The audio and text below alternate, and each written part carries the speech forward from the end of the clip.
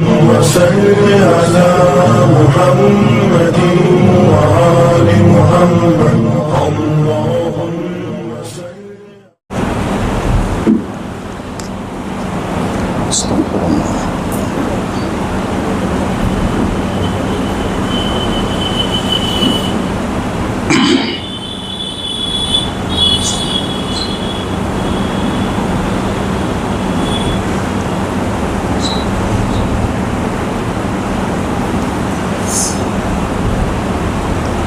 الحمد لله رب العالمين والصلاة والسلام على سيد الأنبياء والمرسلين وعلى آله وصحبه أجمعين ومن تبعهم بإحسان إلى يوم الدين.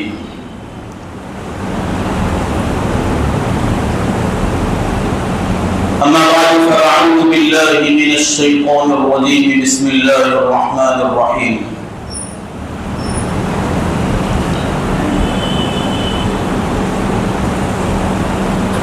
إنا أعطيناك الكوثر فصل لربك وانحر إن شانئك هو الأبتر. وقال النبي صلى الله عليه وسلم أفضل الأيام عند الله يوم النحر ثم يوم القر أو كما قال عليه الصلاة والسلام. صدق الله العظيم وصدق رسوله النبي الكريم ونحن على ذلك لمن الشاهدين والشاكرين والحمد لله رب العالمين. برادران محترم، عزیزان گرامی قدر، میرے معزز و مکرم دینی اسلامی بھائیوں، آج کا یہ دن نہایت بابرکت، عظیم الشان اور بے انتہا فضیلتوں کا حامل دن ہے. میرے اور آپ کے آقا تاجدار بطحا سرور کونین سید الاولین والآخرین محمد رسول اللہ صلی اللہ علیہ وسلم نے فرمایا،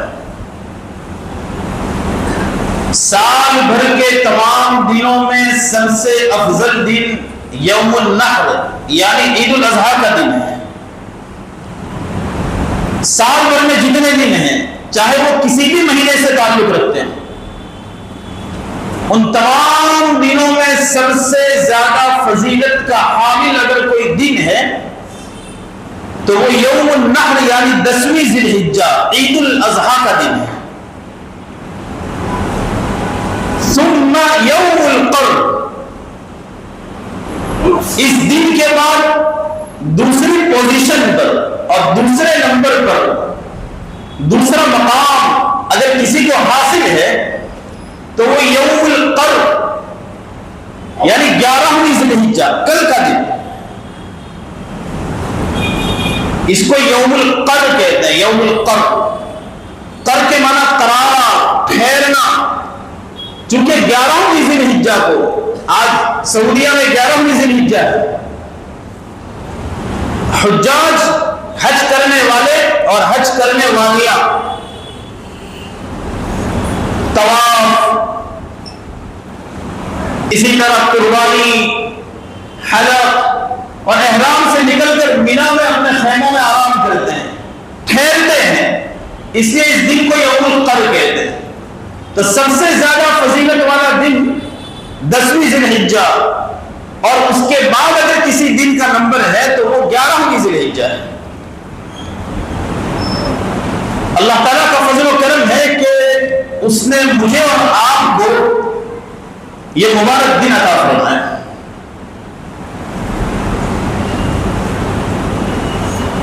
آج کا جو دن ہے وہ حضرت ابراہیم اور حضرت اسماعیل علی نبینا وعلیہم الصلوات والتسلیمات کی یادگار ہے.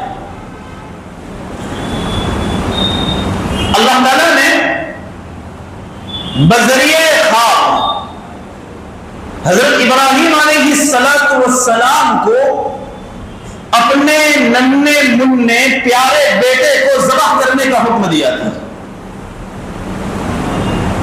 چونکہ نبی کا جو خواب ہوتا ہے وہ سچا ہوتا ہے. نبی جو چیز خواب میں دیکھتا ہے وہ کفلق الصبح، صبح کی روشنی کی طرح حقیقت بن کر سامنے آ جاتی ہے. نبی کا خواب ہمارے خوابوں کی طرح نہیں ہوتا کہ خواب میں دیکھ لی شادی اور دن میں ہو گئی بربادی. نبی کا خواب سچا ہوتا ہے، جیسا دیکھتے ہیں ویسا ہوتا ہے. اللہ تعالیٰ کے حکم کی تعمیل میں اپنے بیٹے اسماعیل کو ذبح کرنے کے لیے تیار ہو گئے، لٹا دیا. وَفَدَيْنَاهُ بِذِبْحٍ عَظِيمٍ. اور اللہ تعالیٰ نے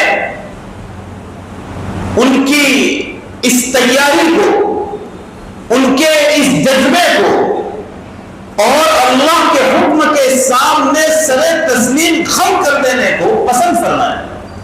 اور ان کے اس ارادے ہی کو اللہ نے پسند فرما کر یہ سمجھ لیا کہ میرا حکم پورا ہو چکا ہے، اور اللہ نے اس کے بدلے میں ایک جانور بھیج دیا.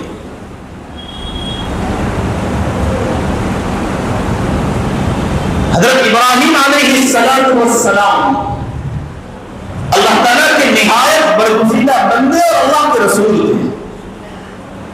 قرآن کریم کی کئی آیتوں میں اللہ تعالیٰ نے حضرت ابراہیم علیہ السلام کا ذکر فرمایا، اور خود نبی کریم صلی اللہ علیہ وسلم نے متعدد احادیث میں ان کا ذکر فرمایا.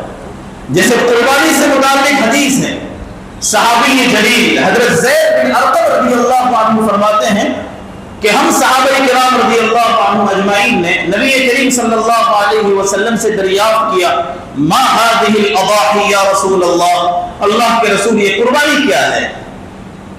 تو اللہ کے رسول نے فرمایا سنت ابیکم ابراہیم، یہ تمہارے ابا ابراہیم کی سنت ہے، ان کا طریقہ ہے.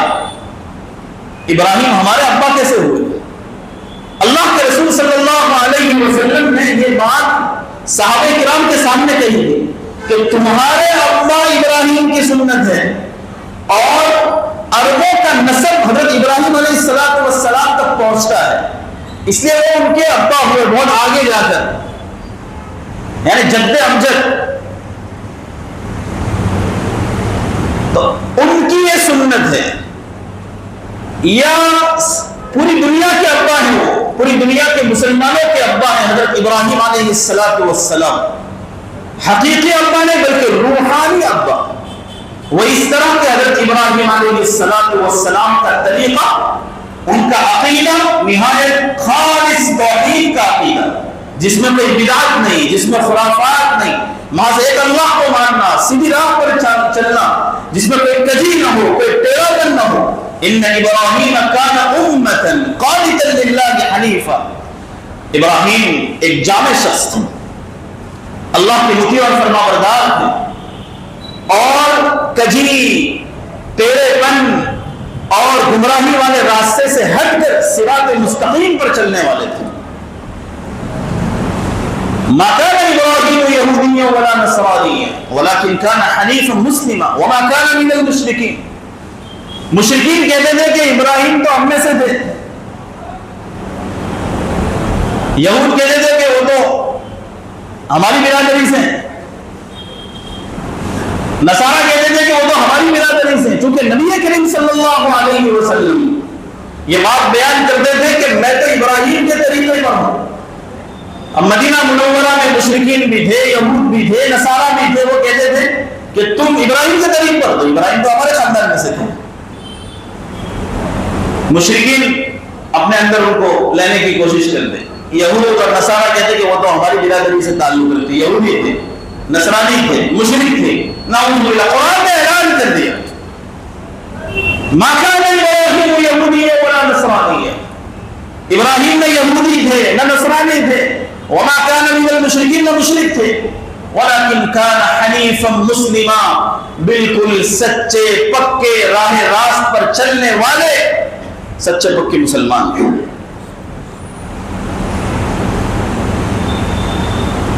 حضرت ابراہیم علیہ السلام کی زندگی کو آپ اٹھائیں گے تو اس زندگی سے مجھے اور آپ کو یہ سبق ملتا ہے کہ جس وقت جب کبھی اللہ کا جو حکم ہو اسے بجا لانا چاہیے۔ انہی کی یادگار میں آج کا دن منایا جا رہا ہے۔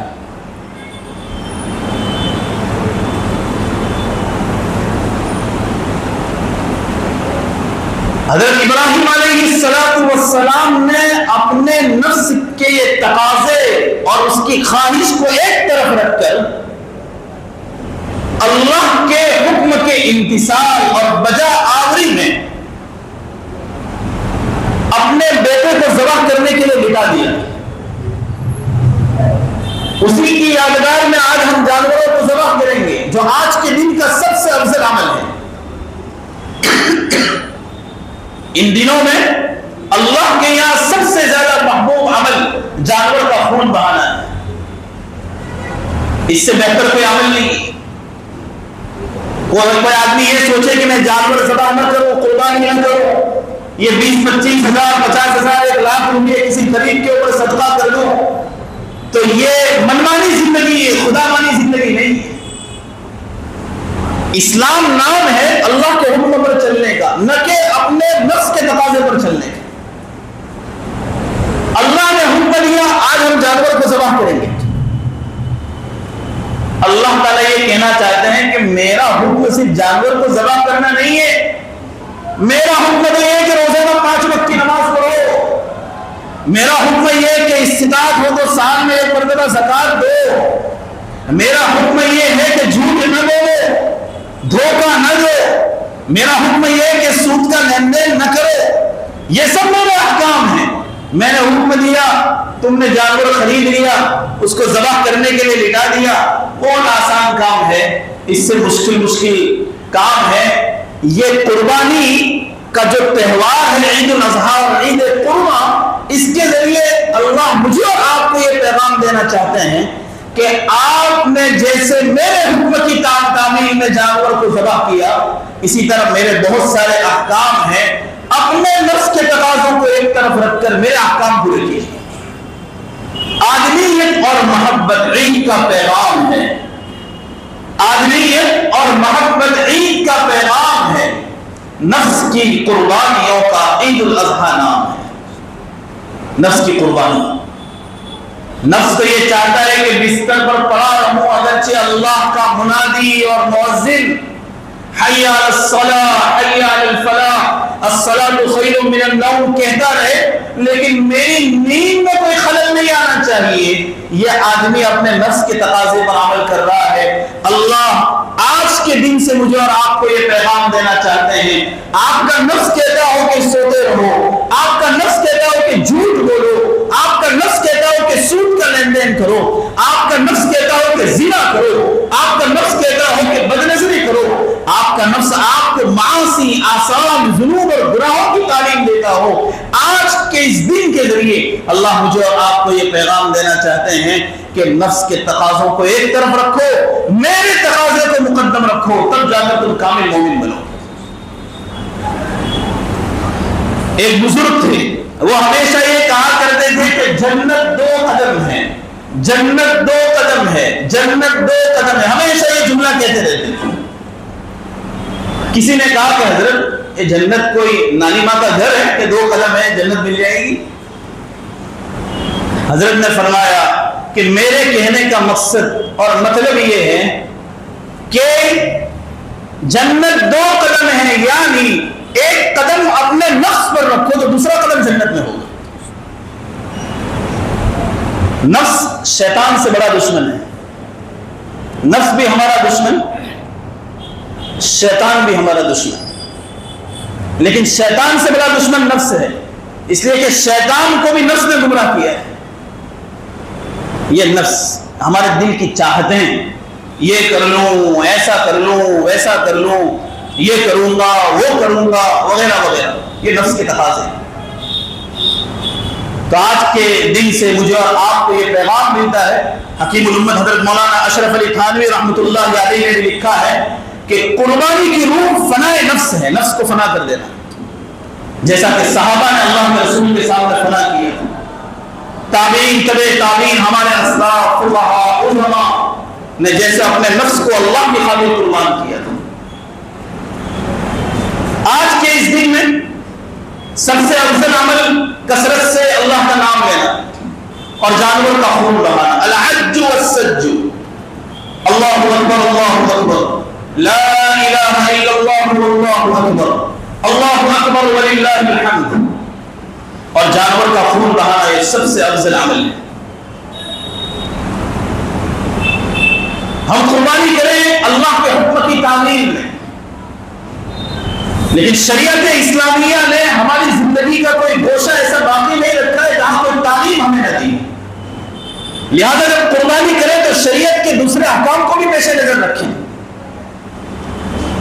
میرے ذریعے آپ کے ذریعے کسی گزرنے والے کو تکلیف نہ ہو، آپ قربانی کریں، ہمارے غیر مسلم بھائی راستوں سے گزرتے ہیں، یہ سب دیکھ کر ان کو تکلیف نہ ہو۔ ہم صفائی کا خیال رکھیں، الطہارۃ شطر الایمان، طہارت اور نظافت کو ایمان کا حصہ قرار دیا گیا ہے، ایمان کا ایک حصہ ہے، بڑی عظیم چیز ہے۔ جہاں کہیں بے نظافت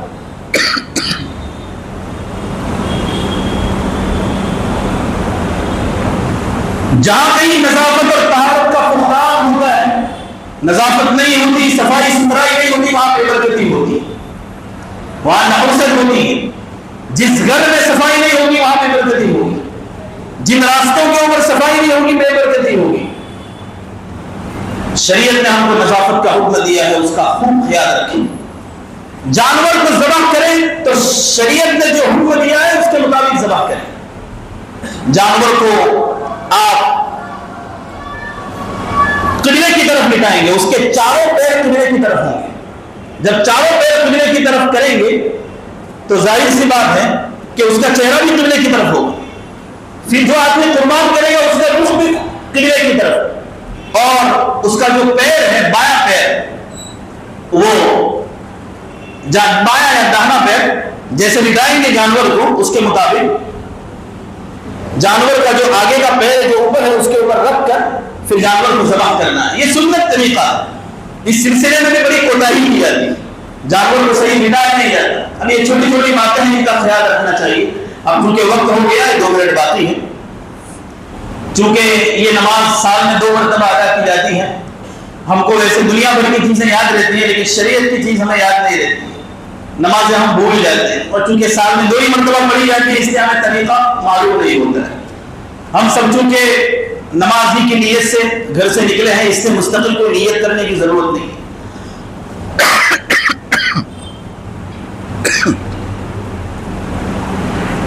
نماز ہی کے لیے آپ آئے ہیں، نیت دل کے ارادے کا نام ہے۔